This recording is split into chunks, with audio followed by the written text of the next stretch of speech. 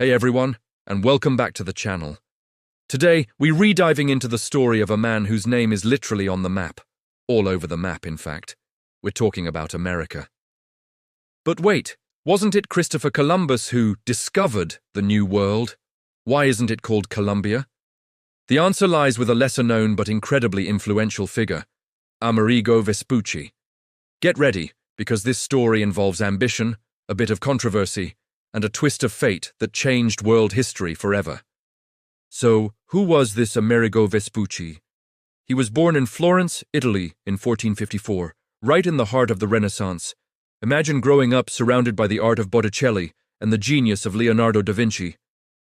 Vespucci's family was well connected, and he received a top-notch education, becoming particularly skilled in mathematics, astronomy, and navigation.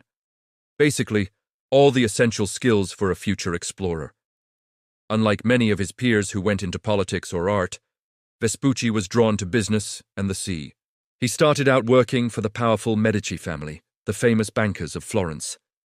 This job eventually took him to Seville, Spain, a bustling port city that was the epicenter of exploration. It was the late 1400s, and the air was buzzing with news of new sea routes and distant lands. In Seville, Vespucci's job was to help provision ships for long voyages. And guess whose expeditions he helped prepare? None other than Christopher Columbus himself. That's right, Vespucci and Columbus knew each other. Vespucci was right there, in the thick of it, hearing the first-hand accounts of Columbus's voyages. While Columbus was convinced he had reached the eastern coast of Asia, Vespucci, with his sharp navigational mind, started to have his doubts. The descriptions of the lands, the people, and the stars just didn't quite match up with what was known about Asia. This growing suspicion would set the stage for Vespucci's own adventures.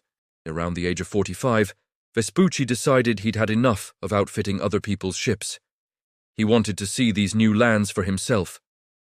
Now, historical records are a bit fuzzy here, and there's a lot of debate among historians, but it's generally accepted that Vespucci made at least 2, and possibly 4, voyages across the Atlantic.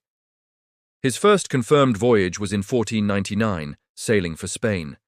He explored the coast of what is now South America, traveling down past the Amazon River. He was a meticulous observer, taking detailed notes about the coastline, the currents, the stars, and the unique flora and fauna he encountered. He described things Europeans had never seen before, painting a vivid picture of this vibrant new world. But it was his second confirmed voyage, from 1501 to 1502, sailing for Portugal this time, that really changed everything. On this journey, he sailed even further down the South American coast, possibly as far as modern-day Patagonia. As he traveled south, he made a crucial observation. He was using celestial navigation, tracking the positions of the stars, and he noticed that the constellations were completely different from those seen in Europe, Africa, or Asia. This was his aha moment. This couldn't be Asia. The sheer size of the coastline, the unfamiliar stars, the unique environment, it all pointed to one radical conclusion. This was not a collection of islands off the coast of China. It was an entirely new continent, a mundus novus, or New World as he would later call it. Now, this is where Vespucci's story gets really interesting and a little controversial. After his voyages, letters attributed to him began to circulate throughout Europe. These letters, filled with dramatic and exciting tales of his discoveries, became instant bestsellers. They were translated into multiple languages and read by people everywhere.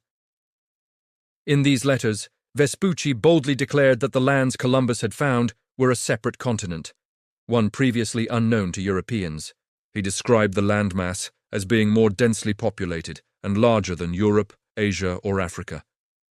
He was a brilliant storyteller, and his vivid descriptions captivated the public's imagination.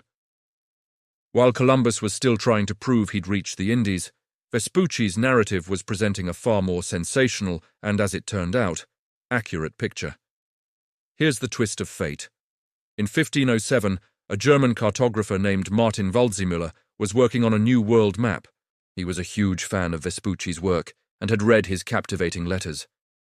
Impressed by Vespucci's claim of discovering a new continent, Waldseemüller decided to honor him. On his groundbreaking map, the first to show the Americas as a separate landmass from Asia, he labeled the southern continent America, the Latinized, feminine version of Amerigo. He wrote in the accompanying book, "I see no reason why anyone should justly object to calling this part America after Amerigo, its discoverer, a man of great ability." The name stuck. Initially, it only referred to South America, but as maps were updated and more of the northern continent was explored, the name America was eventually applied to the entire Western Hemisphere. Now, you might be thinking, wait a minute, did Vespucci steal Columbus's thunder? It's a question historians have debated for centuries. Some have painted Vespucci as a brilliant self-promoter who exaggerated his role to gain fame. Others defend him, arguing that he was simply the first to truly understand the significance of the discovery. Columbus opened the door, but Vespucci was the one who told everyone what was on the other side. It's important to remember that communication was slow back then. Vespucci's genius wasn't just in sailing, it was in communication. His letters were widely distributed thanks to the newly invented printing press, while Columbus's reports were often official, less accessible documents for the Spanish crown. Vespucci's story was just more popular and spread faster. So, what happened to Vespucci after his world-changing realization? In 1508, the King of Spain gave him a prestigious new job, Pilot Major of Spain. This made him the head of the Central Navigation Department, responsible for training and licensing all the pilots for Spanish expeditions. He was in charge of creating and updating the official royal map, the Padrón Real, which incorporated all the latest discoveries from Spanish voyages. It was a position of immense power and influence. He was essentially the gatekeeper of Spain's navigational knowledge. Amerigo Vespucci died in Seville in 1512, just 5 years after his name first appeared on that famous map. He never knew the full extent of his legacy, that 2 entire continents would bear his name. He died a respected and important figure, but he couldn't have imagined that his first name would become one of the most famous geographical names in the world. So, what's the takeaway here? The story of the Americas naming is a perfect example of how history isn't always about who got there first, but also about who understood the discovery and who told the most compelling story. Christopher Columbus was a tenacious and skilled mariner who opened up a new era of transatlantic contact. But Amerigo Vespucci was the visionary who recognized the true nature of that contact. He was the one who gave the new world its conceptual identity, separating it from the old. And it was a combination of his scientific insight, his storytelling ability, and the pure luck of being in the right place at the right time with the right cartographer that cemented his name in history. It's a fascinating tale of exploration, science, and the power of a good story. So, the next time you look at a map of the world, remember the Florentine merchant-turned-explorer who realized it was a whole new world and gave it his name. Thanks for watching. If you found this journey into history as fascinating as I did, make sure to hit that like button and subscribe for more deep dives into the stories that shaped our world. Let me know in the comments what you think. Was Vespucci a genius or a lucky self-promoter? I'd love to hear your thoughts. See you in the next video.